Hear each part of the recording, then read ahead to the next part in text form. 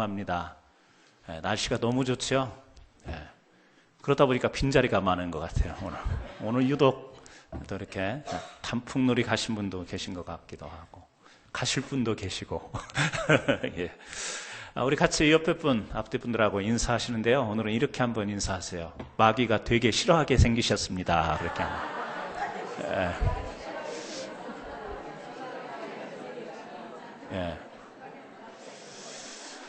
좋은 인사인데 따지고 보면 내용을 보면 좋은 인사인데 좀 그래요. 인사가 마귀가 여러분들을 안 좋아했으면 좋겠습니다. 여러분을 싫어했으면 좋겠어요. 여러분도 오늘 귀한 예배를 통해서 우리 사방에 에워싸고 있는 어둠의 세력, 어둠의 영이 우리를 침범하지 못하는 귀한 능력으로 덧입는 예배가 되기를 주의 이름으로 축원합니다. 저는 오늘 이웃사랑 이런 제목으로 여러분과 함께 은혜를 나누겠습니다. 어제 로열스 게임 보셨죠? 저는 밖에요, 안 밖에요? 저는요, 볼 수가 없어요. 왜 볼 수가 없느냐? 보려고 TV를 켜면 꼭 리드를 당해요. 저요, 제가 보면. 그래서 가슴 졸이면서 저렇게 치는 그 모습을 볼 수가 없잖아요. 그리고 꺼요. 끄고 나면 아이들이 와가지고 아빠 이겼어 그래요. 어제도 보고 싶었어요. 어제는 토요일이고 그래가지고 조금 봐도 되겠다 해가지고 틀었는데 역시 지더라고요. 그래서 마음 편하게 껐어요. 끄고 나중에 보니까 이긴대요. 이겨서 딱 틀었더니 9회인데 또 안타 2개를 맞는 거예요. 데이비스가 2개를 맞아서 얼른 꺼버렸어요. 왜? 꺼야 이기니까. 그랬더니 바로 샤론이가 아빠 게임 끝났대. 주자 2명 나갔는데 안타 2개 맞았는데 더블 플레이 해가지고 끝났대요. 그러면서 또 보고 싶잖아요. 되게 보고 싶은데 전 경기는 못 보고. 그래서 참 희한해요. 왜 그럴까? 왜 제가 보면 꼭 질까? 제가 보면 꼭 이렇게 두드려 맞고 그럴까? 희한한데, 그래서 저는 이제 주로 다 끝난 뒤에 하이라이트를 이렇게 보는 경우가 있는데, 어제 게임은요, 보니까 8회에 그 매치에 머피라는 선수가 실수를 했죠. 세컨 베이스가. 그 간단한 땅볼을 쉽게 잡을 수 있는 것을 놓쳤어요. 그래서 이제 거기에 따른 기사들이 딱 나온 것, 게임 끝난 뒤에 인터넷에 바로 기사들이 올라오잖아요. 그랬더니 이 머피라는 선수가 매치에 홈런을 아주 많이 친 선수인가 봐요. 그래가지고 아주 이번 시즌, 이 게임 전까지 굉장히 매치의 영웅처럼 그렇게 아주 플레이를 잘한 선수였는데, 어제 한순간에 영웅이 역적이 되다. 기사 보셨어요? 영웅이 역적이 되다. 그런 기사가 나온 거예요. 그러면서 이 게임의 매치가 이 게임을 잃은 것은 모든 그 집중해서 언론들이요, 이 머피의 실수를 이야기하더라고요. 근데 생각해 보세요. 제가 그 게임을 볼 때 머피가 그 공 하나를 흘려서 어떻게 되냐면 동점이 된 거예요. 3대3으로. 그러면 머피가 그 실수해가지고 진 게 아니에요. 공 하나를 실수는 했지만 그것 때문에 동점이 됐어요. 그리고 진 것은요, 투수가 맞아서. 그리고 남은 2회 동안에 타자들이 점수를 못 내서 진 거예요. 정확히 따지자면 그런 건데, 왜 모든 이 언론이며 사람들이 머피 때문에 이 경기는 다 잃어버린 거다, 이렇게 이야기를 할까? 물론 그것이 계기가 될 수 있어요. 그 일 하나를 통해서 심리적으로 이 매치의 선수들이 좀 다운이 되고, 투수도 그것이 마음에 걸려서 잘 던질 수가 없어서 그런 심적 부담의 영향력 때문에 경기를 지배당했다, 이렇게 이야기할 수 있지만, 그 선수 한 명의 머피라고 하는 한 선수의 그 실수, 공 하나 이런 실수가 그 게임을 잃게 한 건 아니죠. 뭐죠? 그것이 미치는 영향력이라는 게 있죠. 우리가 살다 보면 작은 실수예요. 그 자체는 아무것도 아닐 수 있습니다. 그냥 평범한 실수일 수 있고, 늘 우리가 저지를 수 있는 그런 실수일 수 있지만, 그 작은 실수 하나가 우리 인생을 전체를 지배하게 되는 것도 있다라는 사실이에요. 정말 아무것도 아니에요. 정말 넘어갈 수 있는 건데 그 영향력이라는 것이 우리의 삶을 꽉 눌러서 인생 자체를, 아니 인생이라고 하면 너무 거치니까 우리의 삶을 굉장히 무겁게 그늘지게 지배하고 가는 그런 삶의 내용들이 존재한다라는 거죠. 여러분, 우리가 살아가면서 그런 실수 없는 사람이 없습니다. 다 우리가 한두 가지 약점도 있고 실수도 있고 부족한 점도 있는데 그런 것들이요 우리의 삶을 누르고 이끌어가는 그런 것들이 있죠. 우리가 신앙생활을 할 때도 그런 부분이 있습니다. 신앙생활을 잘하지만 정말 우리 신앙에 영향을 미칠 수 없는 아주 미약한 건데 그것이 잘 안 됨으로 인해서 우리 신앙 전체를 우울하게요, 그늘지게 만드는 것이 있어요. 그 중에 하나가 저는 우리가 그토록 성경에서 강조하는 이 사랑, 이것이 아닐까. 성경은 사랑을 굉장히 많이 강조해요. 구약과 신약 성경에서 사랑이라는 단어가 언급되는 것이 몇 번 나오는지 아세요? 저도 못 세어봤어요. 그런데 책에 보니까 555번. 성경에 사랑이라는 단어가 몇 번 나오느냐? 555번. 이제 주무셔도 돼요. 오늘 주무셔도 돼요. 사랑이라는 단어가요 555번, 작지 않은 횟수로 우리에게 이야기하고 있어요. 하나님은요 사랑을 굉장히 강조하세요. 그래서 우리도 그 사랑이라는 것을 우리 신앙생활에 참 중요하게 생각을 하고 있어요. 그런데 우리가 어느 부분에서 또 참 쉽게 간과하면서 실수하느냐, 이 사랑이라는 것에서 굉장히 실수를 한다는 거죠. 그냥 우리가 그렇게 못할 수 있지, 사랑이라는 것을 우리가 그렇게 늘상 할 수 없는 거지 생각하면서 조금 그 틈새를 버려놓은 그 사이로 우리가 그 하나님이 말씀하신 그 사랑을 놓치는 가운데 우리도 알게 모르게 삶에 그것이요 우리의 작은 실수 같은, 우리의 신경 쓰지 못함, 우리의 관심 없음, 이것을 통해서 우리의 신앙생활이 지배를 받게 될 수 있다는 사실입니다. 그래서요 오늘 저는 이 사랑이라는 것을 말할 때 참 복잡할 수 있습니다. 신앙도 그렇잖아요. 여러분, 우리가 신앙 이야기할 때 찬양은 어떻게 해야 되는가? 여기에 대해서 교회 음악가들은요 다양하게 이야기합니다. 또 교회 안에서 찬양이 어떻게 해야 되는가? 거룩하게, 성스럽게, 또 악기는 어떤 것을 사용해야 하는가? 이거에 따라서 교단도 나누어지기도 하고요. 또요, 우리가 기도는 어떻게 해야 되는가? 기도에 대해서도요 여러 가지 입장들이 많아요. 어떤 곳에서는 뜨겁게 큰 소리로 외쳐서 기도하고, 어떤 곳에서는 방언으로 기도하고, 여러 가지 현상에 대해서도 다 다르게 받아들이고 다르게 이야기합니다. 설교에 대해서도요 오늘날 평가가 참 다릅니다. 어떤 설교가 성도들에게 은혜가 되는 설교인가, 여기 할 말이 참 많은 거예요.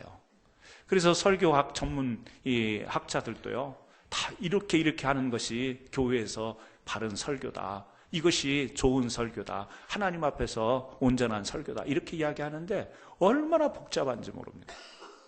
교회 안에서 우리가 신앙생활하는 하나의 기도, 설교, 찬송만 놓고 하더라도 얼마나 우리가 복잡한지 몰라요.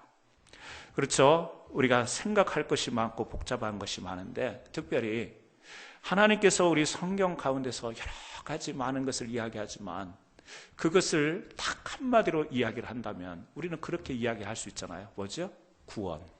그리고 그 구원과 연결된 하나의 또 다른 단어를 이 성경 전체를 통해서 이야기하라고 하면 저는 사랑, 이렇게 이야기할 수 있지 않을까. 구원, 사랑. 정말 압축하고 압축해서 정말 하나의 단어로 표현을 하라고 한다면 그 단어이다, 이렇게 말할 수 있겠죠. 사랑, 간단한 한마디지만 이것 역시 쉽지 않은 것이죠. 오늘 우리가 사랑 그러면 오늘 말씀에서도 봤고 또 우리가 잘 아는 말씀 가운데, 우리가 기억되어지는 말씀 가운데 이것이죠. 하나님을 사랑하고 또 하나는요 내 이웃을 사랑하라. 사랑을 하나님께서 이야기를 하시는데 두 가지 측면으로 이야기를 하세요. 하나는 하나님을 사랑하는 것, 또 하나는 이웃을 사랑하는 것, 이 두 가지. 그런데 우리들 의식 속에는 뭐가 있냐면 하나님에 대한 사랑은 이것은 문제가 되지 않아요. 하나님께 사랑하는 것, 그건 우리의 신앙이잖아요. 우리 신앙의 고백이잖아요. 베드로가 주님을 사랑한다고 고백을 했죠. 신앙의 고백이에요. 그런데 그와 함께 이야기했던 이웃 사랑에 관해서는 우리가 조금 마음이 하나님에 대한 사랑보다는 그 긴장감이 덜하죠. 그래서 이웃 사랑 그러면 이건 신앙적인 것보다는 우리 믿는 자들이 가져야 될 도덕적인, 윤리적인 그런 의식을 우리가 쉽게 갖는 것 같습니다. 그러니까 하나님에 대한 사랑은 죽도록 충성하면서 죽도록 사랑하는 것이고, 이웃 사랑은 하나님만큼은 아니어도 우리가 성도로서 그렇게 하긴 해야 되지만 어떤 그런 의식들이 우리에게 있지 않는가. 비교하자면 비교할 수 없는 그 대상으로 우리가 그렇게 생각하고 있지는 않는가. 그런데요, 오늘 말씀을 보니까 그렇지가 않은 거예요. 저는 오늘 분명히 하나님에 대한 사랑을 더 강조해야 될 것 같은데, 오늘 설교의 제목과 같이 이웃 사랑을 저는 오늘 같이 한번 생각해 보려고 해요. 과연 우리가 생각하는 이웃 사랑은 하나님을 사랑하는 것과 어떤 차이가 있을까? 오늘 첫 번째로 저는 이런 명제를 내리면서 말씀을 나누고 싶습니다. 하나님을 사랑하고, 하나님을 사랑하는 것, 그리고 이웃을 사랑하는 것이 율법의 완성이다. 다시 말하면 하나님을 사랑하는 것도 신앙적인 우리 믿음에 의해서 하나님을 사랑해야 되고, 이웃을 사랑하는 것도 단순히 동정과 불쌍히 여기는 감정적으로 사랑할 게 아니라 믿음과 신앙으로 이웃을 사랑해야 된다. 하나님은 우리가 사랑한다고 할 때 우리는 그걸 믿음으로 고백하잖아요. 근데 이웃을 사랑한다 할 때 내가 믿음으로 이웃을 사랑한다 이렇게 이야기하지 않는 것 같아요. 그런데 저는 하나님 사랑과 이웃 사랑은 신앙과 믿음에 의해서만 사랑할 수 있는 것이다, 이렇게 한번 생각을 해 보고 싶은 겁니다. 오늘 우리가 예수님의 말씀을 기억합니다. 마태복음 22장 37절에 이렇게 나와 있죠. 내 마음을 다하고 목숨을 다하고 뜻을 다하여 주 너희 하나님을 사랑하라 하셨으니 이것이 크고 첫째 되는 계명이요 둘째도 그와 같으니 내 이웃을 내 자신과 같이 사랑하라 하셨으니.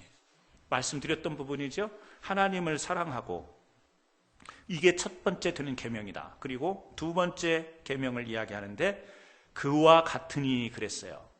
뭐과 같다고요? 하나님을 사랑하는 것과 같다. 그와 같으니, 그러면서 이웃을 내 자신과 같이 사랑하라. 그런데 갈라디아서 5장 14절에 보면요, 갈라디아서 5장 14절에 보면 이런 말씀이 있습니다. 온 율법은 내 이웃 사랑하기를 내 자신같이 하라 하신 한 말씀에서 이루어졌나니. 자, 한 율법사가 예수님에게 와가지고 하나님께서 우리에게 주신 계명 중에 첫 번째 드린 계명이 뭡니까? 물었더니 하나님을 사랑하는 거다. 그리고 두 번째 계명은 이웃을 사랑하는 거다. 계명, 율법을 물었어요. 왜? 율법사니까. 이스라엘 백성들은 그 율법에 의해서 자신들의 신앙생활의 근간을 삼으니까 우리가 지키고 우리가 따라야 될 신앙의 가르침 중에 최고는 뭡니까? 그랬더니 하나님을 사랑하는 거야. 두 번째는 이웃을 사랑하는 거야. 이 이야기를 하는 거예요. 그랬는데 갈라디아서에서는 뭐라고 이야기하냐면 율법이라고 하는 것은 이웃 사랑하기를 내 자신과 같이 하라 하신 말씀에서 이루어졌다 그래요. 율법이 뭐죠? 구약을 믿던 유대인들의 전부였어요. 신앙의 전부였어요. 율법에 의해서 하나님을 사랑하고 하나님께 제사 드리는 방법을 율법을 통해서 지켰어요. 율법을 통해서 절기를 지키고, 율법을 통해서 사람과의 사이에 모든 질서를 세웠고, 율법에 의해서 가정의 자녀들을 가르쳤고. 그러니까 구약에 살았던 유대인들에게 율법은 뭐냐? 그들의 신앙적인 삶의 모든 것이다, 이렇게 이야기해도 과언이 아닌 거예요. 그런데 그 율법의 완성이 뭐다? 오늘 성경은, 오늘 우리가 본문은 그렇게 이야기하죠. 오늘 본문도 이야기하죠. 어떻게 이야기합니까? 8절에 피차 사랑의 빛 외에는 아무에게든지 아무 빛도 지지 말라. 남을 사랑하는 자는 율법을 다 이루었느니라. 남을 사랑하는 것이요, 율법을 다 이룬 거래요. 사랑하는 것이 율법을 다 이룬 거다. 자, 보세요. 10절 말씀 보십니다. 사랑은 이웃에게 악을 행하지 아니하나니 그러므로 사랑은 율법의 완성이니라. 반복해서 이야기를 해요. 10계명을 한번 생각해 보세요. 1계명부터 4계명까지는 하나님을 섬기는 것에 대한 계명이에요. 5계명부터 10계명은요, 사람과 사람 사이에서 있는 관계 속에 주어지는 규례예요. 그런데 자, 사랑이 왜 율법의 완성인가? 여러분, 하나님을 사랑하면 하나님 이외에 다른 신을 섬기지 않아요. 하나님을 사랑하지 못하면 우상을 섬기게 되어 있는 거예요. 율법을 지키면서 하나님만을 예배하며 살아가야 될 이스라엘 백성들에게 사랑이 왜 율법의 완성인가? 하나님을 사랑하면 하나님만을 경배하고 섬길 수 있어요. 근데 하나님을 사랑하지 못하면 우상 숭배예요. 그게 뭐죠? 1계명부터 4계명이네요. 5계명부터 10계명에 보면 간음하지 말라, 도적질하지 말라, 살인하지 말라, 남의 탐하지 말라. 여러분, 자신의 아내를 사랑하면 간음을 하지 않습니다. 자기의 아내를 사랑하는 자가 간음할 수 없어요. 이웃을 사랑하는 자가 이웃의 것을 탐할 수가 없어요. 이웃을 사랑하는 자가 이웃의 것을 도적질할 수가 없어요. 도적질하지 말고, 간음하지 말고, 살인하지 말고, 우상 숭배하지 말고, 하나님이 10계명을 통해서 모든 율법의 핵심 정리를 해서 우리에게 딱 던져주셨는데, 그 계명을 지켜야 될 것을 가만히 보니까 그 지키는 원동력은 뭐 해야 되냐? 사랑이다. 그래서 9절 말씀 보세요. 로마서 13장 9절에 같이 읽어요. 간음하지 말라, 살인하지 말라, 도둑질하지 말라, 탐내지 말라 것과 그 외에 다른 계명이 있을지라도 내 이웃을 내 자신과 같이 사랑하라 하신 그 말씀 가운데 다 들어있느니라. 어디에 다 들어있대요? 사랑에 다 들어있대요. 뭐가? 10계명과 율법들, 다른 것들, 여기에 나와 있는 다른 계명이 있을지라도 그것이 다 어디에 들어있다? 내 이웃을 내 자신과 같이 사랑하라 하신 그 말씀 가운데 다 들어있대요. 그러니까 거꾸로 보면 우리가 이웃에 대한 하나님이 주신 사랑하는 마음이 없으면 여러분이 율법을 10계명을 다 지켜도 그게 뭐예요? 온전한 율법을 이루는 삶이 될 수가 없는 거예요. 구약에 율법이 주어져 있지만 이 율법의 완성이 보다 사랑이다. 이 사랑은요, 그토록 큰 거예요. 율법은 우리가 다 지킬 수가 없잖아요. 철저하게 율법을 다 지킬 수가 없어요. 그 율법이라고 하는 것이 이 사랑 안에 들어있음을 오늘 성경은 우리가 오늘 읽은 로마서 23장. 그런데 신약 성경에 보면 아까 우리가 읽었던 하나님을 사랑하고 이웃을 사랑하라는 말씀이 동일한 말씀이 마태복음에도 나오고 마가복음에도 나와요. 그런데 누가복음에 보면 같은 이야기가 나오는데 조금 이야기가 첨부된 이야기가 나오죠. 율법사가 질문을 하잖아요. 첫째 되는 계명, 우리가 어떤 것이 최고이냐고 물었을 때 예수님이 계속해서 대답을 하시는 가운데 율법사가 그런 이야기를 하는 거죠. 최고의 우리가 지켜야 될 율법이 뭐냐? 그랬을 때 예수님께서 그럼 너는 이제 사랑을 이야기한 뒤에 그 사랑한다라고 하는 것이 무엇이냐라고 이제 질문하고 답하게 되는 거죠. 그때 예수님께서 한 예를 들죠. 어떤 예죠? 선한 사마리아인의 비유를 들어요. 여리고로 내려가던 어떤 사람이 한 강도를 만났을 때 그 강도를 만나서 다 빼앗기고 상해서 길가에 있을 때 제사장, 이 유대인의 제사장이 지나가지만 그것을 보고 피해서 지나갑니다. 또 레위인이 그것을 보고 성경에 보니까 어떻게 갔냐면 피하여 갔다 그렇게 나와 있어요. 유대인에게 있어서 제사장과 레위인이라고 하는 것은 그들의 지도자예요. 영적 지도자예요. 신앙의 지도자예요. 근데 강도 만나서 어려움을 당하고 있는 사람을 보더니 피하여서 갔다. 그런데 유대인들이 개처럼 취급하던 사마리아 사람이 지나가다가 그것을 보고 자기 있는 기름, 자기가 가지고 있는 것을 동원하고 데려다가 자기 돈을 들여서 그 사람을 지켜주고 보호했던 이 세 사람의 비유를 들면서 어떤 사람이 참된 이웃이겠느냐, 이 질문을 예수님께서 하시죠. 어떤 사람이 사랑이 많냐, 어떤 사람이 친절하냐, 이런 이야기가 아니라 누가 이 중에 이웃이냐, 그런 질문을 하는 거예요. 여러분, 대제사장이 지금 강도 만나서 어려운 사람, 아마 맞기도 하고 이렇게 피가 흘렸는지도 모르겠습니다. 제가 생각할 때 레위인과 이 제사장이 피해 갔을 때는 어떤 학자들은 그렇게 서술을 했어요. 율법에 의한 그 상처난 사람을 돕다가 유대인들의 율법에 의해서 정결법에 위배될까 봐. 유대인의 그 율법을 보면 굉장히 까다로운 게 많잖아요. 정결 예식이라 그래서 이게 부정하게 되는 여러 가지 사례가 있어요. 그래서 사람이 겉으로 드러나는 이 피가 흘리는 것을 만지게 되면 부정하게 되는 거. 그래서 정결 예식을 가져야 되는 이런 법들이 많이 있잖아요. 그러니까 성경학자는 그런 이야기를 해요.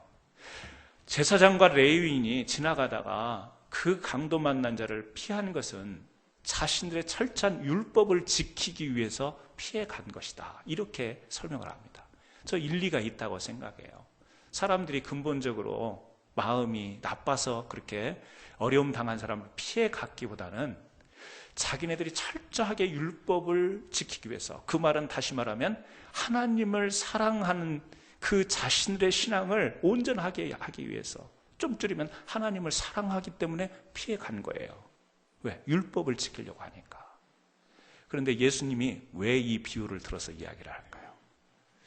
율법을 지키는 것보다 중요한 것이 뭐냐? 누가 이웃이 되어주는가? 다시 말하면 오늘 우리가 말씀으로 보게 되면 율법을 지킴으로 인해서 하나님을 사랑하겠다라고 하는 우리들의 신앙 행위, 종교적인 모습이 있을 수 있어요. 그것이 온전한 게 아니다. 그것만이 하나님을 사랑하는 게 아니다. 진짜 사랑은 뭐냐? 율법을 뛰어넘어 누가 진정한 이웃으로 다가가서 하나님의 사랑과 더불어서 이웃을 사랑할 수 있는가? 우리는 하나님의 사랑은, 하나님에 대한 사랑은 크게 자리 잡고 이웃 사랑은 한참 내려보는 이와 같은 굉장한 차별과 구별이 있죠. 우리 의식 속에. 그런데 예수님께서 사마리아인의 비유를 통해서 하시고 싶은 말씀은 뭐예요? 율법을 통해서 너희들이 사랑을 추구하느냐? 근데 그것은 반쪽짜리다. 온전한 사랑이라는 것은 뭐냐? 율법에 위배된다 할지라도 이웃을 살리고 이웃을 살피는 이 이웃 사랑이 되어져야 온전한 사랑이 이루어지는 것이다. 이것을요, 이 메시지를 우리에게 전하기 위해서 그 사마리아 사람, 적대적이고 무시당했던 사람을 들어서 율법적으로는 완전하지 못해요. 율법적으로 의하면 그들은 유대인의 순수한 혈통이 아니에요. 혼혈이 됐기 때문에 무시당하고 정통 유대인이 아닌데 이 사람을 앞세워서 사랑이 무언가, 이것을 우리들에게 전달하기 위해서요. 그래서 저는 이웃사랑, 그 이웃사랑이라는 것도 어떻게 하라고 하죠? 내 몸과 같이 사랑하라고 그래요. 이웃을 사랑하라 이렇게 끝나는 게 아니라 내 몸과 같이 사랑하라. 여러분, 이 말씀을 들으면서 분명히 그런 느낌이 있으실 거예요. 하나님 사랑하라고 제가 앞에서 설교드리면 거기에 대해서 아마 다 어떤 전혀 마음에 당연히 그래야 되는 것처럼 하지만 이웃을 내 몸처럼 사랑해야 된다라는 말씀을 듣는 순간 우리는 마음이 좀 복잡해질 수 있기 때문에 그래요. 왜 그렇죠? 이웃을 보는 족족 여러분들이 사랑할 수 있는 존재가 아니니까. 이웃에 대해서, 이웃이라는 범위도 우리가 참 애매하고 어떻게 어디까지 정해야 되는가도 그렇지만 이렇게 이웃 사랑이 하나님의 사랑과 연결되어 있고 하나님은 율법의 완성이, 율법의 온전한 것이 사랑 안에 들어있다고 하면서 이 사랑을, 이웃 사랑을 강조하고 있는데, 이 사랑을 오늘 이렇게 주님께서 우리에게 말씀하시는 이 사랑을 우리가 붙들어야 되겠는데, 문제는 뭐냐면 우리에게 이웃을 사랑할 만한 능력이 있는가? 여러분에게 아무나 이웃을 사랑할 수 있는 그런 이웃 사랑에 대한 마음을 품고 계시냐고 질문하면 여러분은 어떻게 대답하시겠어요? 우리가 그 부름 앞에는 자신이 없는 거죠. 그래서 저는 오늘 두 번째 메시지가 그건 것 같아요. 이웃을 사랑하기 위해서는요, 성령의 도우심이 있어야 된다. 성령의 도우심이 있어야 된다. 로마서 7장 18절에 보니까 이런 말씀이 있습니다. 내 속 곧 내 육신에 선한 것이 거하지 아니하는 줄을 아느니 원함은 내게 있으나 선을 행하는 것은 없노라. 말이 기가 막혀요. 원함은 내게 있으나 선을 행하는 것은 없노라. 이웃을 사랑하기는 원하나 사랑을 행할 것은 내게 없다, 그 말이잖아요. 네. 그러니까 마음은 있어. 이웃을 좀 사랑하고 싶은 말씀을 들어보니까 우리 하나님이 그렇게 강조하셨구나. 이웃을 사랑하는 것이 그렇게 중요한 것으로 강조를 하셨구나. 율법의 완성이라고까지 이야기를 하시는구나. 이웃 사랑해야 된다라는 마음은 드는데 문제는 뭐예요? 행할 능력이 없다. 이것을 로마서는 지적하고 있는 거죠. 선한 사마리아인의 비유를 보세요. 유대인이 강도 만나서 쓰러져 있을 그 유대인 지역이니까요. 선한 사마리아 사람과 유대인들 사이는 여러분이 역사적으로도 잘 알지만 완전히 원수 같은 사회죠. 유대인들이 일방적으로 사마리아 사람들을 이제 이방 나라의 침입을 통해서, 아수르의 침입을 통해서 순수 이 이스라엘의 혈통을 혼혈 정책을 쓴 거 아니에요? 아수르가. 그래서 유대인들에게 있어서는 수치예요. 그리고 그 사마리아에 그렇게 혼혈이 된 이제 결혼 정책을 통해서 혼혈이 되어버린 그 사마리아 지역의 사람들에 대해서는 아주 정말 개처럼 취급하는 이와 같은 관계였어요. 사마리아 사람들이 얼마나 무시당했겠어요? 멸시를 당했겠어요? 유대인이라고 하면 아주 이를 갈 수 있었겠죠. 우리를 무시하는 것들. 그런데 거기에 한 사람이 쓰러져 있을 때 감정적으로 다가가서 그를 보살피고 도울 만한 감정이 있었을까? 그 감정이 될까? 교회를 섬기면서 보니까요, 우리가 선교하다가 전번 사역지에서 그런 일이 있었어요. 일본에서 선교하시는 분이 이제 연결이 돼서 일본 선교를 좀 교회에서 했으면 좋겠다. 어르신들이 다 반대하는 거예요. 저희 교회로도 지금 계속 편지가 오더라고요. 일본에서 오는데 그 선교사님이었어요. 그래가지고 우리가 일본 선교, 일본이 얼마나 영적으로 그 우상을 숭배하면서 힘든 지역인가. 그리고 좀 일본에 우리가 관심을 가지고 기도하고 선교 좀 했으면 좋겠습니다. 우리가 하나님의 그 주신 넓은 사랑의 마음 이렇게 했는데도 제가 설명할 때 고개를 다 끄덕이시더라고요. 그래서 저는 그게 통과가 될 줄 알았어요. 그런데 결정적인 데서 어르신들이 목사님, 도저히 일본은 감정적으로 안 되겠다는 거예요. 제가 몰라요. 알죠. 우리가 하나님 나라를 생각하면서 이제 일본이 아니라 북한을 넘어서 지금 중동 지역에서 테러를 하고 있는 집단까지도 우리는 하나님의 마음으로 품어야 되는 것이 하나님 백성들인데 실제 우리가 행함으로 들어가려고 하면 뭐가 안 돼요? 감정적으로 안 되는 거예요. 일본을 어떻게 선교합니까? 82살 드신 그 은퇴 장로님이요, 어떻게 선교합니까? 그러는 거예요. 81살 드신 권사님께서요, 목사님, 일본 사람들이 한 거 알고 계세요? 저보고 그런 거예요. 제가 어떻게 알아요? 그때 모르죠. 역사적으로만 배웠고 어르신들한테 저는 6.25도 경험을 못했는데 할 말이 없어요. 제가 경험을 못했기 때문에 할 말은 없는데 그래서 못했어요. 우리가 이게 참 힘들어요. 왜? 하나님을 생각하고 하나님 나라를 생각하고 하나님의 마음을 생각하면 어떤 것도 우리가 하나님의 사랑으로 다 율법을 이루어야 되는 거예요. 완성해야 되는데 문제는 뭐냐면 감정으로 안 되는 거예요. 요나가 하나님께서 니느웨 성에 가서 그 이방 족속에게 회개를 선포하고 하나님의 메시지를 전하라고 그랬어요. 어디로 갔죠? 다시스로 도망가 버렸죠. 하나님의 말씀이 있었는데 도망갔어요. 근데 그 사람이 어떻게 선지자예요? 어떻게 도망가는 사람이 선지자일 수 있어요? 하나님의 말씀을 받는 선지자였지만 뭐가 안 됐죠? 감정이 안 되는 거예요. 감정이.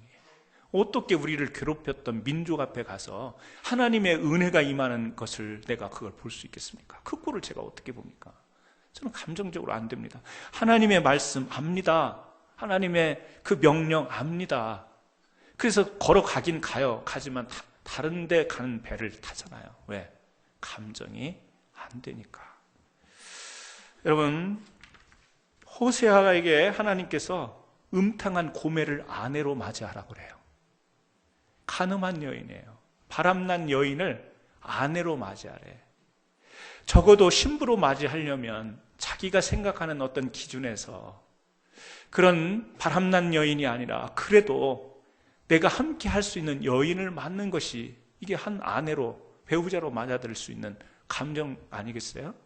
그래야 배우자에 대한 사랑의 감정이 싹이 트고 함께 살 수 있는 거지.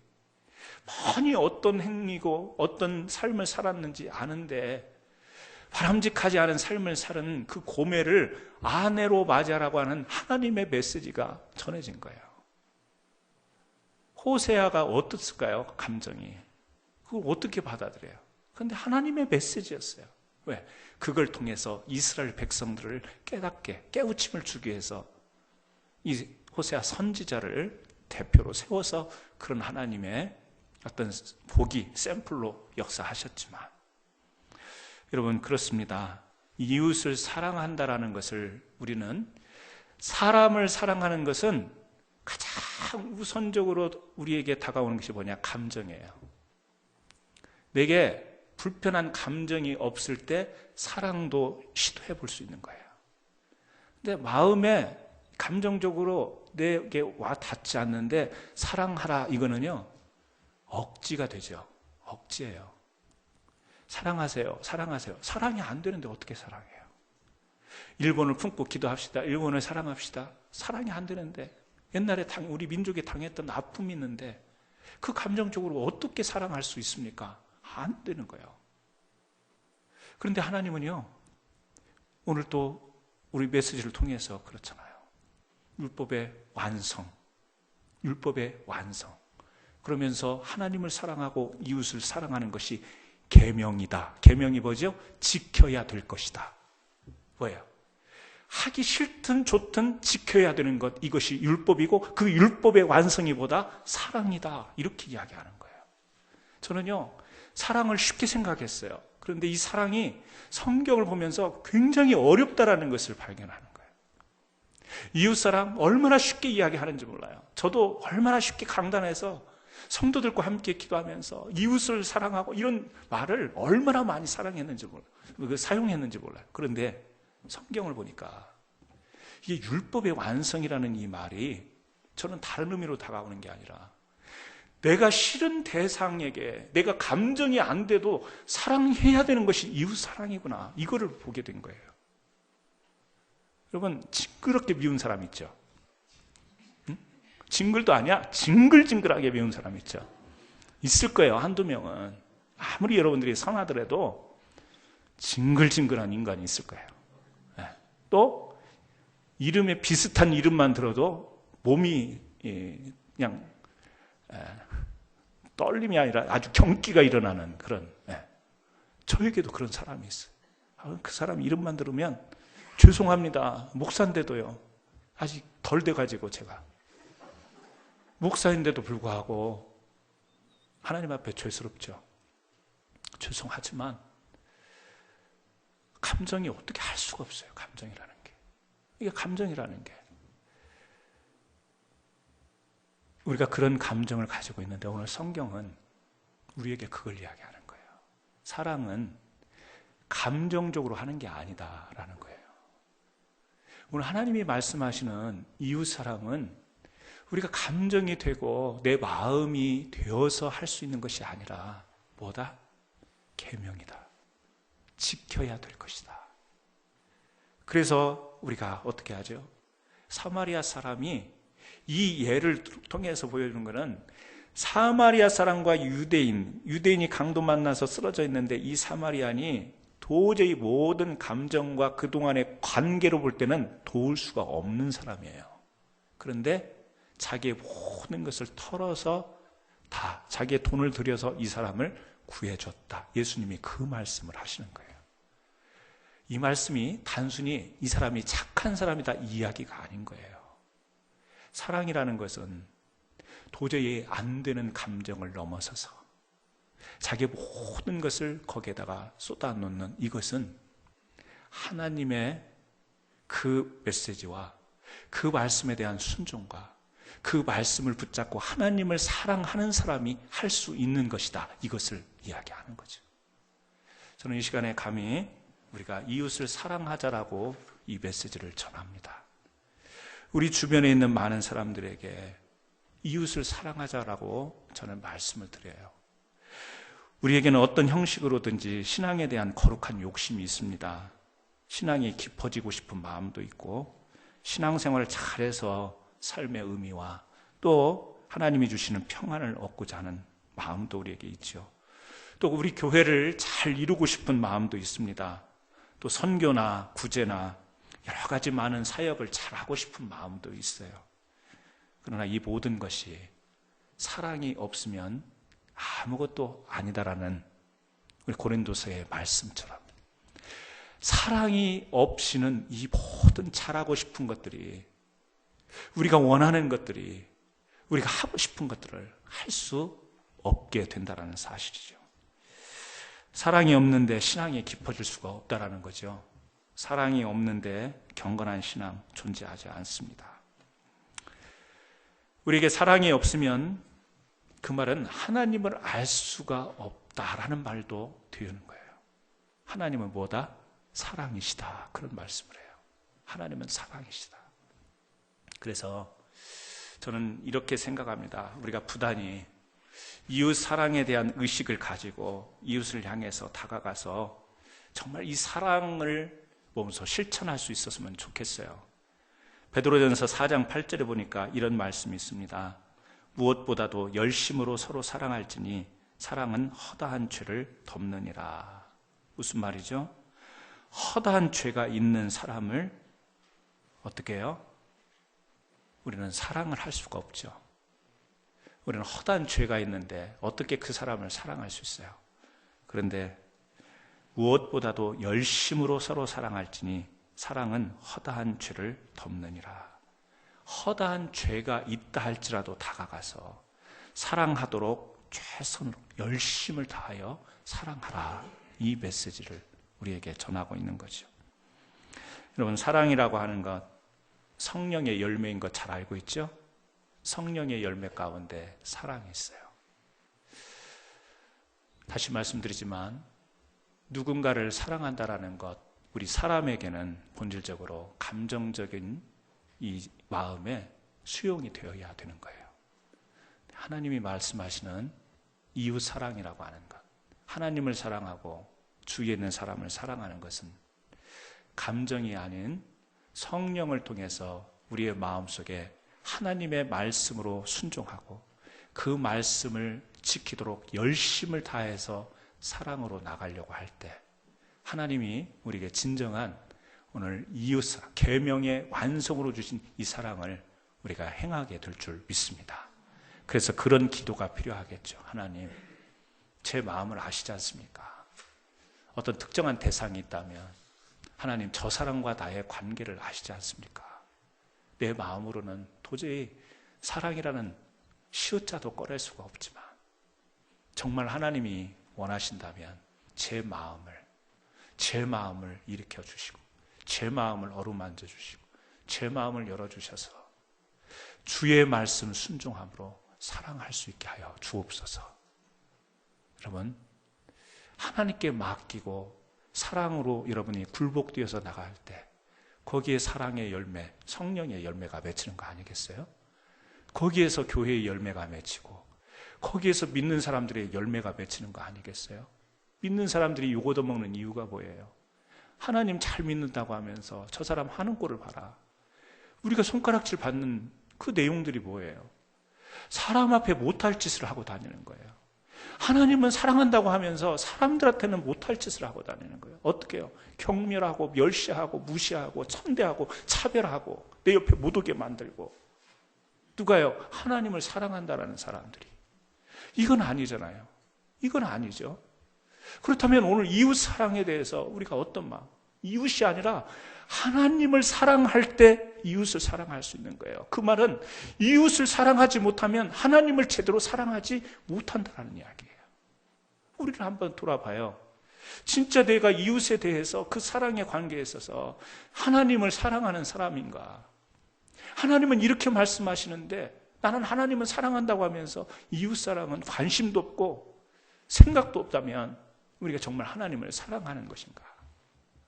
그런 면에서 오늘 알아요. 이 말씀을 전하는 저는 전달자가 아니라 제 자신이 찔림을 받고 제 자신이 이웃사랑이라는 것이 이렇게 어려운 거라는 것을 말씀을 보면서 제가 회개하고 굴복하니까 어려워요. 왜? 저 역시 감정적인 게 너무 앞에 서 있기 때문에, 사람이라 감정적인 것으로 에워싸있기 때문에 사랑 그러면 이 감정이 전달이 돼야 되는 거지. 우리가 세상에서 에로스적인 사랑은요, 감정의 문제예요. 연애를 해도 감정이 있어야 연애를 하는 거지. 예? 데이트를 하러 극장에 가서도 둘이 나란히 앉아서 영화를 보더라도 이 감정이 있어야 좀 기울이든지 어깨를 비비든지 하지. 데이트에도 감정이 없어 보세요. 그냥 나무 두 개가 같이 가는 거예요. 그냥 예, 목석들이죠. 에로스 사랑은 그래요. 아가페는 아니에요. 하나님이 품으신, 하나님이 우리에게 주신 아가페 사랑은 감정을 넘어선 주의 성령께서 우리의 마음에 하나님을 사랑하는 마음, 그 마음에 의한 그 사랑에 대한 순종이 있을 때 할 수 있는 것. 그래서 우리가 그런 기도가 있었으면 좋겠어요. 11월 22일 또 이야기 나오죠? 이웃사랑, 초청주일. 그냥 타이틀이 아니에요. 그냥 이웃사랑이라는 말을 붙인 게 아니에요. 이 행사가 중요한 게 아니라 저는 우리 교회 성도님들이 이웃사랑에 대한 회복이 일어났으면 좋겠습니다. 캔사스에 와서도요, 적지 않은 사람들에게 듣는 이야기가 있어요. 저 사람 우리 교회 안 왔으면 좋겠다. 왜? 사랑할 수 없으니까. 제가 좋게 표현하면 이런 거예요. 저 사람은 내가 사랑할 수 없으니까 우리 교회 안 왔으면 좋겠다. 근데 또 어떤 사람에게는요, 그 사람은 꼭 우리 교회 왔으면 좋겠다. 왜요? 내가 사랑하니까, 내가 편하니까, 내가 친하니까, 좋으니까. 이런 말 하기 안 하기. 네. 한순간에 유치원을 만들어버리는 거예요. 이런 말 하기 안 하기. 안 하기. 그건 뭐였죠?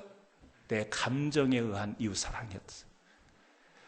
그것은요, 우리 안에 감정적인 이웃사랑이 있었기 때문에 우리가 그런 말이 자연스러워요. 여러분만 그런 게 아니에요. 저도 그래요. 누가 왔으면 좋겠다. 누가 우리 교회 안 왔으면 좋겠다. 이게 조금은 있었어요. 근데 오늘 이제 다 없을 거예요. 없을 거예요. 그래요. 우리가 그런 마음이 있어요. 오늘 하나님께서 이 말씀 주신 이유가 있을 거라고 생각합니다. 우리가 기도하면서 하나님 앞에 정말 하나님, 우리가 하나님 사랑한다고 했는데